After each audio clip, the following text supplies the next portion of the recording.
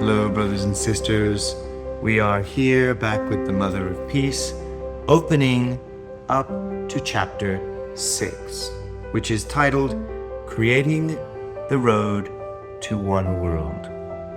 In this chapter, Mother starts off by reminding us about Peace Road and the high-speed transportation artery, the one road that links all of the world's nations together as one. This is an incredible vision of our true parents. And Mother is reigniting this vision, especially through the Peace Road project, which I'm sure most of you have participated in, at least heard of. Right here, Mother states, the vision is for a high-speed transportation artery linking the entire globe. It's a road. On the day of its completion, much of our world will become one village, linked by one road. The process of constructing the highway itself provides the world's peoples and governments a common purpose. So just building the road gives us a common purpose, a common project to become one, actually. Even just the fact that building the road creates the relationships, deepens the relationships between the nations that would otherwise not be working together. The transnational lines of commerce and recreation that open up will stimulate inter-ethnic exchange of culture and goods and draw us to live in harmony as neighbors. So Mother is not saying first we have to live in harmony and then build the road. You have to wonder, why do the countries that are separated by ocean or separated by land not build a road? You might be thinking, well, you can fly everywhere. You might be thinking that really the world is kind of already one, but actually to build a road is a significant and substantial artery that links like two organs. It's linking the human race, the human body together as one. And Mother's pointing out that it is not something that we should wait for world peace and then build the road, but actually building this road is in of itself a hugely important step toward world peace. Remember, she says, it will give the world's peoples and governments a common purpose. So even just to construct the road, giving a common purpose, allows there to be a greater unity. And then beyond that point, once the road is built, the transnational lines, this inter-ethnic, inter-religious, international exchange of goods and services and tourism, drawing us to live in harmony as neighbors. So the act of building it and then using it will go a long way to helping us to become one. Because it's about relationship. It's about relationship. Mother says here, if the Korean and Japanese peoples open their hearts and accomplish genuine forgiveness and reconciliation, we will see the Korea-Japan Peace Tunnel built in our time. This tunnel will not just symbolize, but realize humanity's future based not on fear, but on hope. And truly, it is fear that keeps us apart. Usually fear of something bad happening that happened before. And so it really is easier just to keep everything divided. It feels safer. It feels easier. You can argue it's safer for those that you love. It's safer for your people. But Mother's clearly saying, between two countries like Korea and Japan, reconciliation must happen. And such a tunnel that Mother's trying to build between Japan and Korea, this tunnel will not just symbolize, but actually will bring about the substantial future of humanity, the substantial true relationship, human relationship, because it will be based on hope, not on fear. So it's like hope is the opposite of fear.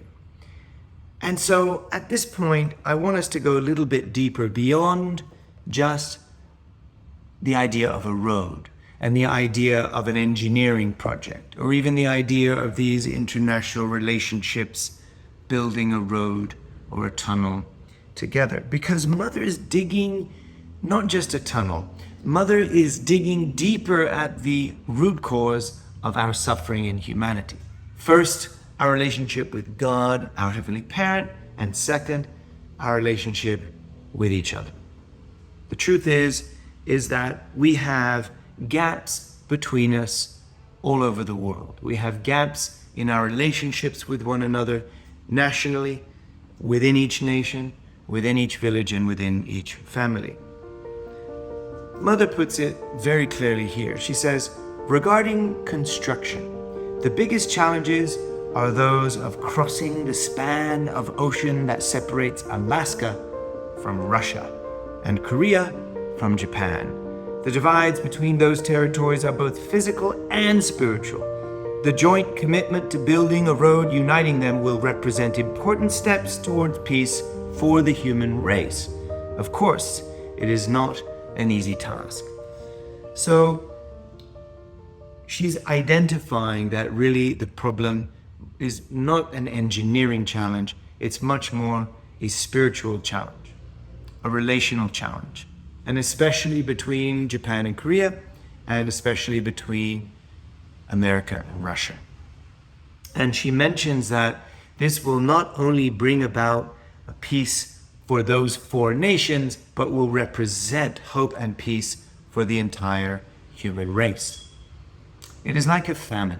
Within the family, maybe there's a parent and child that is fighting, or maybe there is both parents are fighting. Where are the breakdowns in our lives that cause stress, that cause a division, that cause a lack of peace and rooted in fear? Where do they exist? Because as we sit here, brothers and sisters, and we wave our Peace Road flags and we support these wonderful inspirational projects, praying for North and South Korea unity, what about the unity between husband and wife? What about the unity between brother and sister? What about the unity between parents and children? Within our own family, within your own family, within my own family. We have not yet realized absolute family peace in our families, even though we are the Family Federation for World Peace. We pray for peace, we pay and donate for peace. But can we realize peace in our own family? Can I realize peace in my own mind and body? Can we realize peace in our own church community, our own village community? Can we? What are the primary obstacles that cause a breakdown? And are they not also rooted in fear, just like the ideological divide between Japan and Korea, between America and Russia? Are the divides ultimately not rooted in fear? What is it that I am afraid of? What is it that we are afraid of? Why do we fight? Because if the purpose of the fight is to win, then who will win? Who will win between a parent and child? If the child wins the fight, can the child win? If the parent wins the fight, can the parent win? If the husband wins the fight, can the husband win? If the wife wins the fight, does she truly win? We might be trying to express things. We might be trying to reveal what is in our hearts. We might feel angers and frustrations, but we can truly never win if our winning depends on the other person losing. America can never truly win if it requires Russia to lose. Japan can never win if Korea has to lose. Korea cannot win if Japan has to lose, truly. And yet, if we look at the political debates, if we look at the political discussions, if we look at the ideological debates, if we look at all of the chatter and all of the videos and all of the slander and all of the judgments, even the ones that are true, if the ultimate conclusion of winning the argument is that one side wins and the other side loses, yes, it's important to understand the truth, absolutely. But beyond the fight, beyond all of those things, surely God and humanity is looking to become one. And so I'm simply reminding us that as we pray for world peace, as we pray for one world, one road that unites the world, as we pray for North and South Korea unity, Japan-Korea unity, world unity, we have to remember to look at my own mind and body, my own family, and continually reflect on myself, reflect on ourselves. We are one team. The family is one team. Our community is one team. We want to win for God. We want to win for our Heavenly Parent and for humanity. And so, truth is important. Without it, we cannot find peace. But peace and unity stands beyond the argument, beyond the divide, and it is rooted not in fear, but in hope and in working together. This is the work that our true parents have been doing with the blessing, with the marriage, especially with the interracial, international, interethnic marriages. They're not easy. They are not easy. But they represent the same message. We're not marrying after being perfect people, actually. But the act of marrying and building the family is the cornerstone. It is the environment through which, through that give and take, we can grow. Through that give and take, we will eventually learn to live in harmony. We cannot expect, oh, I'm matched, I'm blessed, I'm married, everything will be bright and easy. Truthfully, it's just the beginning. Just as when we build this road, it will be the beginning of deeper relationships that can be built. But we cannot give up. Our movement is not perfect. We are not perfect. Our relationships and families, we cannot stand up and say we're perfect. But by coming together, by building this family together, by building this community together, we have built those roads. And we are living in the environment where we can deepen our relationships and become one harmoniously. Listen to these final words here. Mother says, I want everyone to be able to travel the International Peace Highway by car or even bicycle from Cape Town to Santiago, from London to New York. I want taking a trip with your sweetheart through any country around the world to be as easy as visiting your hometown. One end of the highway will be Cape of Good Hope at the southern tip of Africa. The other end will be Cape Horn at the southern tip of America. It will cross the Bering Strait to link the African continent and Eurasia with the Americas. From the perspective of this highway, Korea will be the midpoint. By heaven's grace, the birthplace of the true parents for whom humankind has long awaited will be at the very center. And there, at the very center, on that sweetheart road trip with your beautiful spouse or your family, where your children, your grandchildren, your great-grandchildren will take that road trip and they will be able to travel the world and stop off at the Cheonwon-gung, the Cheonil Sanctum in Korea, at the midway point, the birthplace and final resting place of our beloved true parents. True parents' vision goes beyond the war. True parents' love and vision goes beyond the wars that they were born into and had to grow and survive through. True parents' vision goes beyond the ideological divisions of humanity. True parents' vision goes beyond the historical struggle between God and Satan. True parents' vision goes beyond all of these fights and challenges that we see and experience daily. True father and true mother from the beginning have been holding on to that vision.